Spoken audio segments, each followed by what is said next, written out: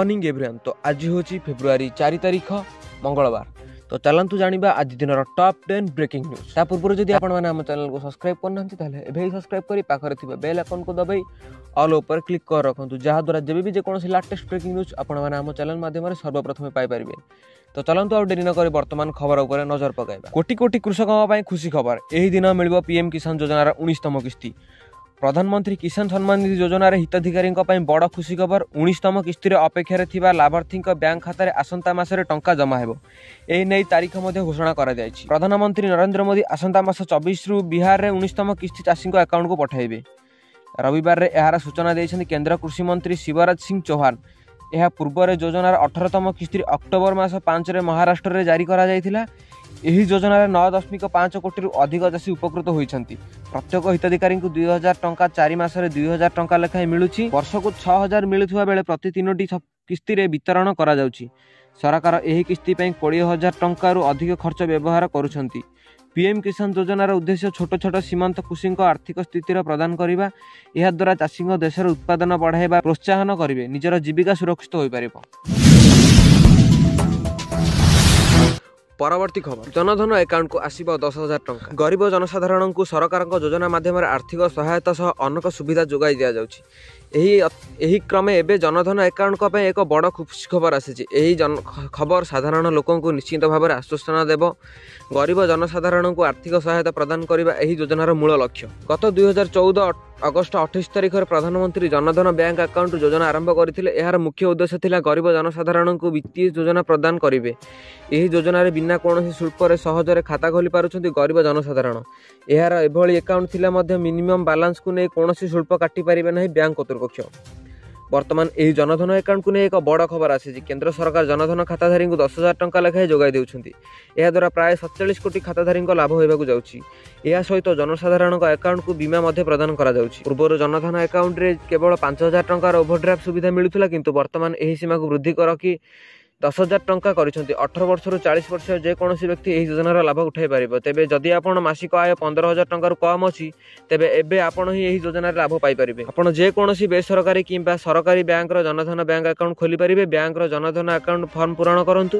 तेबे फॉर्म पूरण करबा समय ध्यानपूर्वक समस्त तथ्य दियंतु। एहा परे समस्त आवश्यक दस्तावेज संलग्न करी फॉर्म रे बैंक रो दाखल करंतु।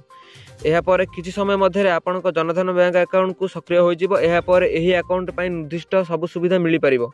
एही क्रम रे आपण जेतेबेले चाहेबे 10,000 टंकार ओवरड्राफ्ट सुविधा लाभ उठाई पारिबे। परवर्ती खबर, बीएसएनएल आनिछि आउ एक सस्ता प्लान। शेषरे हेला कॉलिंग फ्री डाटार टेंशन। जदि आपण बारंबार महंगा रिचार्ज प्लान को नहीं चिंता रहउछन्ति तेबे वर्तमान आपण को टेंशन शेष होबाकू जाउछि। सरकारी टेलीकॉम कंपनी बीएसएनएल निजर ग्राहक को बड़ आराम देछि। आपण माने जानिथिबे जे बीएसएनएल अनेक प्रकार प्लान ऑफर करथाय। वर्तमान कंपनी एक प्लान प्रस्तुत करिछि जहां आपण को 365 दिन रिचार्ज असुविधार मुक्ति करिवो। जुलाई 2024 रे जियो, एयरटेल एवं वीआई द्वारा रिचार्ज प्लान गुड़िकर मूल्य बढ़ाई दिया जायथिला। एथि सहित बीएसएनएल पुराना मूल्य रिचार्ज प्लान ऑफर करुछि। समग्र टेलीकॉम इंडस्ट्री बीएसएनएल हेउछि एकमात्र कंपनी जेउथरे लंबा वैलिडिटी सहित अनेक प्लान रहिछि। बीएसएनएल केवल निज प्लान नहीं अधिक वैलिडिटी प्रदान करूनी, किंतु अन्य कंपनी तुलन में एही प्लान गुड़िक मूल्य बहुत कम रही है। एही कारण बीएसएनएल किछि मास मध्य प्राय 50 लाख नुआ ग्राहक जोड़िछि। जदि आपण मध्य रिचार्ज प्लान रो बढ़िथिबा खर्च को बंद करबा को चाहउछन्ति तेबे आपण सरकारी कंपनी की एक बड़ प्लान विषय कहबु जहा बीएसएनएल लिस्ट रे मध्य जोड़ी होई रहिछि। बीएसएनएल एही प्रीपेड प्लान 1999 टंका आसी थाए। एही रिचार्ज प्लान रे आपण को संपूर्ण 365 दिन रो वैलिडिटी पाइबे। एथिरे आपण को समस्त लोकल एवं एसटीडी नेटवर्क पय फ्री कॉलिंग ऑफर करा जाय। एही सस्ता एवं अफोर्डेबल प्लान दमदार डाटा ऑफर मध्य देई थाए। आपण को संपूर्ण वैलिडिटी मोट 600 जीबी डाटा दिया जाय थाए। एही डाटा ऑफर विषय रे सबुठारु खास कथा हेउछि जे एथिरे आपण को कोनोसी प्रकार लिमिट सेट करबा को दिया जिवो नाही। अर्थात जदि आपण चाहउछन्ति तेबे गोटिए दिन रे शेष करि परिबे एवं जदि चाहिबे संपूर्ण 365 दिन व्यवहार करि परिबे। सरकार कंपनी ग्राहकों प्रति 100 फ्री एसएमएस मध्य देई थाए। परवर्ती खबर, आसिला बड़ अपडेट। स्कूल छुट्टी घोषणा कले सरकार। एही दिन रहिबो बंद। 2025 फेब्रुआरी 5 तारिख रे दिल्लीर विधानसभा निर्वाचन अनुष्ठित हेबो। एपरि परिस्थिति रे अनेक लोक विशेषकर अभिभावक एवं छात्र छात्री माने जानिबाकू चाहउछन्ति जे स्कूल एवं कॉलेज खोला रहिबो कि नै। एथर मध्य निर्वाचन रे गोटे पर्यायर अनुष्ठित हेबो। फेब्रुआरी 5 रे मतदान पर फेब्रुआरी 8 रे फलाफल घोषणा करा जिवो। निर्वाचन सुगम परिचालन सुनिश्चित करने दिल्ली सरकार समस्त सरकार कार्यालय छुट्टी घोषणा कर जहाद्वारा कर्मचारी मैंने भोट दे पारे। निर्वाचन प्रस्तुत अधीन फेब्रुआरी 5 तारिख में दिल्लीर समस्त स्कूल एवं कॉलेज बंद रहिबो। निर्वाचन प्रक्रिया जेपरी कौन बाधा न हुए से निष्पत्ति निया व्यतीत जो स्कूल एवं कॉलेज गुड़िक मतदान केन्द्र कर फेब्रुआरी 4 तारिख में बंद रही पारे। साधारण प्रत्येक निर्वाचन में देखा जाए जे भोट देवार गोटे दिन पूर्व यह प्रतिष्ठान गुड़िक प्रशासन हस्तांतर करें। परवर्ती खबर फेब्रुआरी 18 रु +2 परीक्षा देवे 3,93,618 जन छात्र 12 रु हम प्रश्नपत्र। आसंता 18 तारिख आरंभ हो +2 परीक्षा। एथि उच्च माध्यमिक शिक्षा परिषद पक्षर एक सूचना आसी पहुंची। चलित वर्ष कला विज्ञान वाणिज्य और धंदामूलक परीक्षा एक समय हेब। आसंता 12 रु 15 तारिख मध्य हब गुड़िक प्रश्नपत्र पठाଯିब। प्रतिवर्ष परी चलित वर्ष मध्य 2टी पर्यायर कड़ा सुरक्षा मध्य प्रश्नपत्र उठाइबा व्यवस्था होईछि। सेहीपरि परीक्षा सरिबा मात्रे खाता देखा आरंभ होब। ऑनलाइन मूल्यांकन एथर गुरुत्व देउछि परिषद। विशेषकर कला विभाग में ओडिया और इंग्राजी विषय में खाता देखा बहु विलंब होता है। तेणु प्रथम ऑनलाइन मूल्यांकन करने परिषद प्रस्तुत कर पूर्व 27टी ऑनलाइन मूल्यांकन केन्द्र में खाता देखा बेले यह 63 को बढ़ा जाइए। फल कला विज्ञान और वाणिज्य परीक्षा फल एका बेले एवं रेकर्ड समय प्रकाश करने को परिषद लक्ष्य रखी। चलित वर्ष मोट 1276टी परीक्षा केन्द्र करा जायथिला। रेगुलार और एक्स रेगुलार पिला माननकु मिसाई मोट 3,93,618 जन पिला फॉर्म पूरण करिसेंती। कलारे सर्वाधिक 2,47,391 जन फॉर्म पूरण करथिबा बेले विज्ञान रे 1,14,980 जन, वाणिज्य 25,526 जन और धंदामूलक शिक्षा रे 5,711 जन पिला रहिसेंती। परीक्षा सुपारिश चालना पई प्रश्नपत्र गुडी को सुरक्षा भाव पहुंचाइबा परिषद प्राथमिकता देइछि। उपांतरिक तथा दूर जिला गुड़िक तथा हवाकू थिबा प्रश्नपत्र पठाजिब। स्वतंत्र गाड़ी सुरक्षा कर्मी और परिषद कर्मचारी प्रत्यक्ष तत्वावधान प्रश्नपत्र पठाजिब। परीक्षा केन्द्र में केते संख्यार प्रश्नपत्र आवश्यकता रही से संपर्क में जणाइबा उच्च माध्यमिक विद्यालय अध्यक्ष माने कुहा जाइछि। परवर्ती खबर 18 टंकार बिक्री होउथिला सुना। गत 100 वर्षर सुनार दाम केते परिवर्तन। बजेट 2025-26 मोदी सरकार तृतीय पाळीर यह प्रथम पूर्णांग बजेट। लगातार अष्टम थर पर लोकसभा बजेट उपस्थापन करथिले अर्थमंत्री। चलित बजेट 2025-26 रे सस्ता होइछि सुना।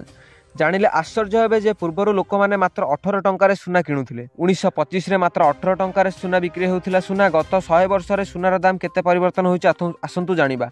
1 फेब्रुआरी 2025-26 आर्थिक वर्ष पई बजेट पेड़ी खोली अर्थमंत्री निर्मला सीतारामन। चलित बजेट सुना सस्ता होइथिबार घोषणा करा जायछि। जेतेबेले चलित वर्ष सुना 10 ग्राम पिछा 84,000 पार करिथिला, किंतु आगर सुना खूब सस्ता थिला। एभଳି एक समय थिला जेतेबेले 10 ग्राम पिछा सुनार दाम 2 रु 3,000 टंका बिक्री हेउथिला। परवर्ती समय रे एहाकू दाम क्रमशः वृद्धि पाइबारे लागिला। कहि रखिबु कि गत 100 वर्षर सुनार दाम आकाश छुआ हेलानी। जानिले आश्चर्य हेबे जे 1925 रे मात्र 18 टंका सुना बिक्री हेउथिला। से भली 1935 रे 10 ग्राम पिछा सुनार दाम 30 टंका होइथिला। से भली 1945 रे 62 टंका, 1955 रे यार मूल्य वृद्धि पाई 69 टंका होइथिला। 1965 रे 71 टंका पर्यंत पहुंचीथिला। या परे 1975 रे सुनार दाम बड़ परिवर्तन देखा मिलता, जार 10 वर्ष पर यह 540 टंका पहुंचला। 1985 रे सुनार दाम 2,130 टंका, 1995 रे यह 680 और 2005 रे यह 7,000 टंका पहुंचला। कहि रखबु कि 2010 रे सुनार मूल्य 18,500 टंका थिबा बेले 2011 रे ह्रास पाई 7,900 एवं यह पर 26,400 को पहुंचीथिला। 2020 रे यह 48,615 मूल्य रे पहुंचीथिबा बेले 2022 रे यह 50,000 पार करी 52,670 टंका होइथिला। 2023 रे 10 ग्राम 24 कैरेट सुना मूल्य 58,358 एवं गत वर्ष 71,000 पार करिछि सुनार दर। परवर्ती खबर केंद्र सरकार बदलाइले आधार कार्ड नियम। आधार कार्ड धारी बड़ खबर। आधार कार्ड नियम में बड़ परिवर्तन कले केंद्र सरकार। जदि आपणों पाखे आधार कार्ड रही तेबे यही खबर आपण जानिबा जरूरी। केंद्र सरकार आधार ऑनलाइन को संशोधन करी घरोई कंपनी गुड़िक आधार विवरणी जांच एवं व्यवहार करने को अनुमति देइछंती। आधार आईन धारा 57 घरोई कंपनी गुड़िक आधार कार्ड रे थिबा विवरणी व्यवहार करने को अनुमति दिए। तथापि यह अपव्यवहार हेउथिबा अभियोग करी सुप्रीम कोर्ट 2018 मसीह यह निर्दिष्ट करथिले। एही परिस्थिति रे घरोई कंपनी गुड़िक आधार विवरणी जांच एवं व्यवहार करी संभव करबा काई केंद्र सरकार आधार आईन 2016 रे संशोधन करिसंती।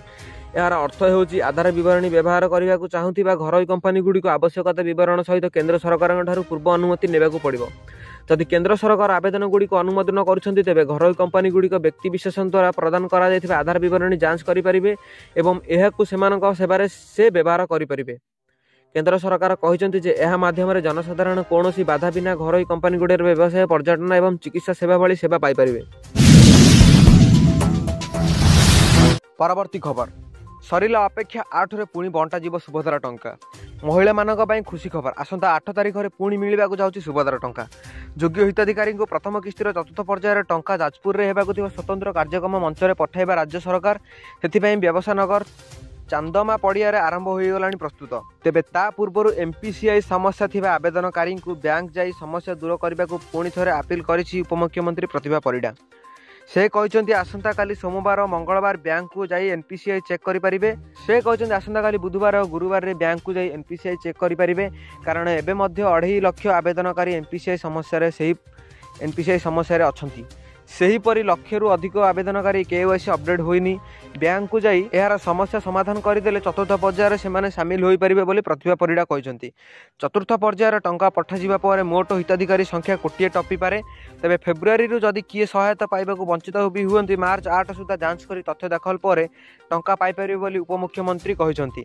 सेपटे सुभद्रा सामिल होगापी किए बैंक को दौड़ी दौड़ी निराश आउ कहार सठिक डॉक्यूमेंट नथिबारु पारु नहीं केवाईसी अपडेट। यही जमिति बालेश्वर खैरा ब्लॉक कुसुनपुर रे पार्वती जेना तांको पर जेउ माने आवेदन करिसेंति सेमाने सुभद्रा रे पाइलेनी टंका से किंतु पाई नाहंती। जेउठी रहउची समस्या से किछि जानि पारु नाहंती कहचंती। सामान्य समस्या भितरे घांटी होउचंती। नीलगिरी गोहरी अंचल सावित्री सिंह ना से ठीक सठिक डॉक्यूमेंट जोगाड़ करि पारछंती ना से ई केवाईसी अपडेट करि पारछंती। तेणु से चिंतार पड़ जाइछंती। एभली नाना समस्या को देखि कुआ जाय शुण सुभद्रा कुह सुभद्रा और सुभद्रा सेतु कार्यक्रम हाथ को नहीं विभाग आसंता मास मार्च शुण सुभद्रा एवं गुह सुभद्रा माध्यम यही सबू समाधान हेबो। सुभद्रा सेतु माध्यम समय क्रमे नुआ योग्य हिताधिकारी जोड़ा जिवो। परवर्ती खबर 5 रे शुभारंभ हेबा विकसित गाँ विकसित ओडिशा योजना। भुवनेश्वर रे आसंता 5 तारिख रे शुभारंभ हेबा भुवनेश्वर रे आसंता 5 तारिख रे शुभारंभ हेबा विकसित गाँ और विकसित गाँ योजना। खोर्धार जंकिया मिनी स्टेडियम रे आयोजित कार्यक्रम रे मुख्यमंत्री मोहन चरण माझी यार शुभारंभ करिवे। मुख्य कार्यक्रम जांच रे प्रति जिला और ब्लॉक स्तर रे मध्य एही कार्यक्रम हेबो बोली कुआ जायछि। जिला मुख्यालय रे मध्य विकसित गाँ विकसित ओडिशा शुभारंभ पई स्वतंत्र कार्यक्रम हेबो। एठारे एलईडी योग्य मुख्यमंत्री कार्यक्रम सीधा प्रसारण हेबो। जिलापालक समेत जिला प्रशासन वरिष्ठ अधिकारी माने एथिरे उपस्थित रहिबे। सेही बेले 314 ब्लॉक रे मध्य मुख्य कार्यक्रम रे सीधा प्रसारण हेबो। एथि पई स्वतंत्र व्यवस्था करबा को ओकाइक दायित्व दिया जायछि। एही योजनार शुभारंभ व्यापक प्रसार करा जिवो। एही योजनार शुभारंभ व्यापक प्रचार करा जिवो। एथिपई हातगला खर्च करने को सरकार योजना करिसेंती। योजनार प्रचार प्रसार पई प्रति ब्लॉक को 1 लाख टंकार पांठी दिया जिवो। सेही बेले योजनार शुभारंभ दिन कार्यक्रम आयोजन पई 314 ब्लॉक रे 2 लाख टंका लेखाए दिया जिवो। जिला स्तर रे कार्यक्रम पई प्रति जिला को 3 लाख टंका लेखाए मिलिबो। आयोजन और प्रचार प्रसार बाबद रे पंचायत राज विभाग मोट 9 कोटी 72 लाख टंका खर्च करिवो। एथिपई आवश्यक प्रस्तुति करने को सबु जिलापाल निर्देश देइछि विभाग।